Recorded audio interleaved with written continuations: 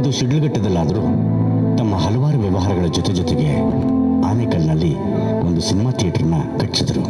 ಅಲ್ಲಿಂದ ಜನ ಪ್ರೀತಿಯಿಂದ ಅವ್ರಿಗೆ ಕೊಟ್ಟ ಹೆಸರೇ ಆನೇಕಲ್ ಬಾಲರಾಜ್ ಅಂತ.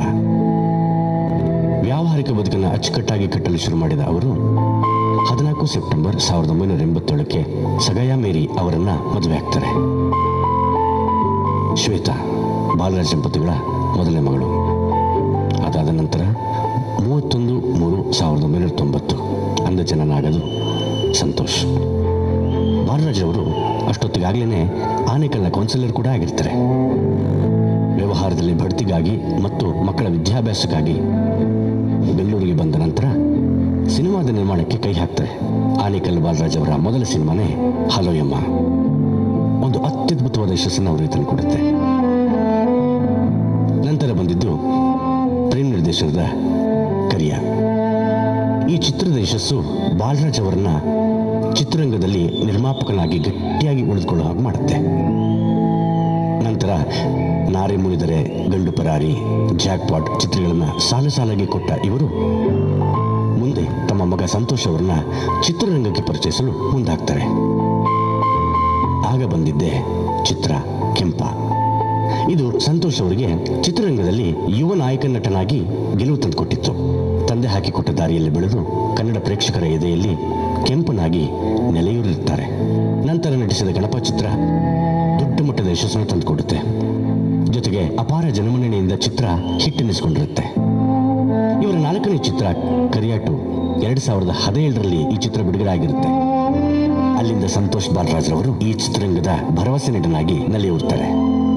ಯಶಸ್ಸನ್ನು ಅನುಭವಿಸುವಾಗಲೇ 2022ರಲ್ಲಿ ಅವರ ತಂದೆ ಬಾಲರಾಜ್ ಅವರ ಅಕಾಲಿಕ ಮರಣ ಸಂತೋಷ್ ಅವರನ್ನ ಕುಗ್ಗಿಸ್ಬಿಡುತ್ತೆ.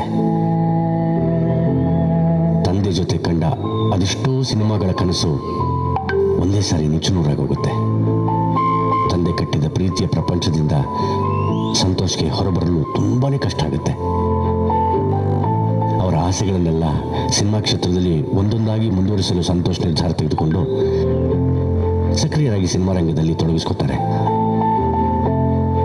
ಅಪ್ಪನ ಹಾಗೆ ನಿರ್ಮಾಪಕರಾಗಿ ಗೆಲುವನ್ನು ಕಾಣುವ ಸಲುವಾಗಿ ಸಿನಿಮಾ ನಿರ್ಮಾಣಕ್ಕೆ ಕೈ ಹಾಕ್ತಾರೆ. ಆಗ ಹುಟ್ಟಿದ್ದೆ ಸಂತೋಷ್ ಅವರ ಕನಸಿನ ಚಿತ್ರ ಬೆಂಟ್ಲಿ. ನಟನಾಗಿ ಅಲ್ಲದೆ ಈ ಚಿತ್ರಕ್ಕೆ ಸಂತೋಷ್ ಅವರು ನಿರ್ಮಾಪಕ ಕೂಡ. ತಂದೆ ಬಿಟ್ಟು ಹೋದ ಜಾಗವನ್ನು ಭದ್ರವಾಗಿಸುವಂತಹ ನಿಟ್ಟಿನಲ್ಲಿ ಶುರುವಾದ ಈ ಚಿತ್ರ ಕೊನೆ ಹಂತಕ್ಕೆ ಬಂದು ತಲುಪಿದೆ. ಆದರೆ ಈ ಹಂತ ತಲುಪುವಷ್ಟರಲ್ಲಿ ಸಂತೋಷ್ ನಿಮ್ಮ ನಡುವೆ ಇಲ್ಲ. ಸಾವಿರಾರು ಕನಸಿನ ಆಸೆ ಕಂಡಂತಹ ನಮ್ಮ ಪ್ರೀತಿಯ ಗಣಪ ದೂರದಲ್ಲೆಲ್ಲೋ ನಿಂತು ಇದನ್ನೆಲ್ಲ ನೋಡ್ತಿದ್ದಾನೆ. ಇಂದಿನ ಈ ಕ್ಷಣವನ್ನು ನಾವು ಸಂಭ್ರಮಿಸೋದು ಅಥವಾ ಸಂತೋಷದಲ್ಲಿ ಒಂದು ದುಃಖ ಪಡಬೇಕು ಗೊತ್ತಾಗ್ತಿಲ್ಲ. ಆದರೂ ಕಾಲಾಯ ತಸ್ಮೈ ನಮಃ ಎಂದಂತೆ ಮುಂದುವರಿಯಲೇಬೇಕಾಗತ್ತೆ. ಇಂದು ಸಂತೋಷ್ ಅವರ ಅಭಿಮಾನಿಗಳು, ಚಿತ್ರರಂಗದ ಒಡನಾಡಿಗಳು, ಗೆಳೆಯರು ಹಾಗೂ ಅವರ ಕುಟುಂಬದವರು ಎಲ್ಲರೂ ಇಲ್ಲಿ ನೆರೆದಿದ್ದಾರೆ. ಆದರೆ ಸಂತೋಷ್ ಮಾತ್ರ ಇಲ್ಲ. ತನ್ನ ತಮ್ಮ ಮಾಡಿದಂತಹ ಸಿನಿಮಾಕ್ಕೆ ನಾನಿದ್ದೇನೆ ಅಂತ ಅಷ್ಟು ಹೇಳಿದಂತಹ ಶ್ವೇತಾ ಅವರು ಈ ಚಿತ್ರದ ನಿರ್ಮಾಣಕ್ಕೆ ಕೈ ಜೋಡಿಸಿದ್ದಾರೆ. ಮತ್ತೊಂದು ವಿಚಾರ ಏನಪ್ಪಾ ಅಂದ್ರೆ, ನಾಯಕ ನಟನಾಗಿ ಮತ್ತೊಂದು ಚಿತ್ರ ರತ್ನಗರ್ಭ ಸಂತೋಷ್ ಅವರ ಕೊನೆ ಚಿತ್ರವಾಗಿ ಮುಂದಿನ ದಿನಗಳಲ್ಲಿ ಬಿಡುಗಡೆ ಆಗಲಿದೆ. ಅದಕ್ಕೂ ಮುನ್ನ ಈಗ ಬೆಂಟ್ಲಿಯಾಗಿ ಸಂತೋಷ್ ನಿಮ್ಮ ಮನಸ್ಸನ್ನು ಆವರಿಸಿಕೊಳ್ಳಲು ಸಿದ್ಧನಾಗಿದ್ದಾನೆ. ಕನ್ನಡ ಪ್ರೇಕ್ಷಕರ ಆಶೀರ್ವಾದ ಈ ಚಿತ್ರ ಮತ್ತು ಚಿತ್ರತಂಡದ ಮೇಲಿರಲಿ ಅಂತ ವಿನಮ್ರವಾಗಿ ಕೇಳ್ಕೊತಾ ಇದ್ದೀವಿ. ತಂದೆಯ ಕನಸಿಗೆ ಜೊತೆ ನಿಂತ ಮಗನ ಗೆಲುವಿಗೆ ಹರಿಸಬೇಕಾಗಿದೆ ಈ ಜಗ.